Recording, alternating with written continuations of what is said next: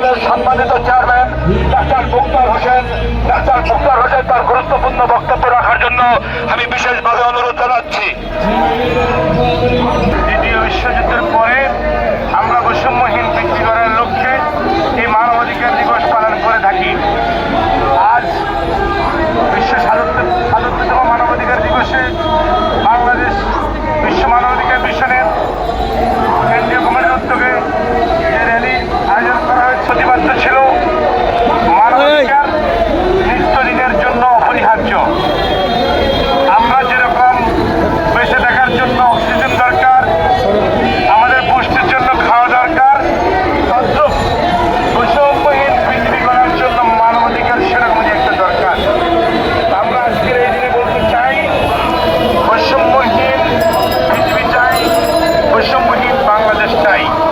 প্রত্যেকটা নাগরিক তার কথা বলার যেন অধিকার পায়, ব্যবসা করার অধিকার পায়, শিক্ষা নেওয়ার অধিকার পায়, প্রত্যেকটা নারী যেন তার রাজ্য অধিকার পায়। মানবাধিকার দিবস উপলক্ষে কতগুলো অঞ্চল থানা সম্পৃক্ত হয়েছে, প্রত্যেককে সদর দপ্তরের পক্ষ থেকে আন্তরিক শুভেচ্ছা অভিনন্দন জানাচ্ছে। সরকারি যদি অর্গানাইজেশনগুলোকেও যদি কোনো ক্ষমতায়ন করা হয় তাহলে হয়তো বা মানবাধিকারটা সুস্পষ্ট করা যাবে। এবার নির্বাচনে অনেক অর্গানাইজেশনকে তারা তারা বাদ রেখেছে, পর্যবেক্ষক হিসাবে নিয়োগ করা হয় নাই, কিন্তু আমাদেরকেও করা হয় নাই। অনেক বিজ্ঞ লোকদেরকে পর্যবেক্ষক করা হয়। তা সরকারের উচিত কারা কারা যোগ্য ব্যক্তিরা বাদ করেছে পর্যবেক্ষক হিসাবে তাদেরকে সম্পৃক্ত করে যাতে পর্যবেক্ষক দিয়ে সঠিক নির্বাচন এবং সঠিক মানবাধিকারটাকে বাস্তবায়ন করে।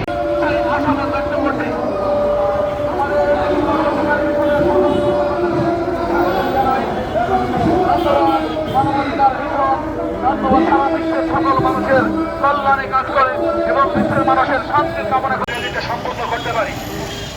এবং আমাদের মাঝে আমাদের কেন্দ্রীয় কমিটির সম্মানিত চেয়ারম্যান, সম্মানিত সাধারণ সম্পাদক, সম্মানিত ফাউন্ডার, সম্মানিত অর্থ সম্পাদক, সম্মানিত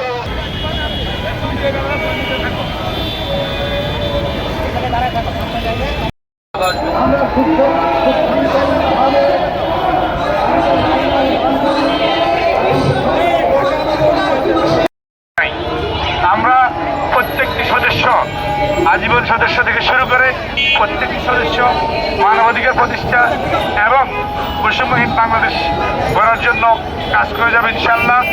আজকে আমাদের র্যালি এবং আমাদের এই মানববন্ধন আমরা এখানেই সমাপ্তি ঘোষণা করছি।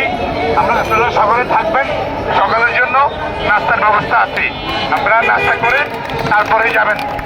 ধন্যবাদ সবাইকে।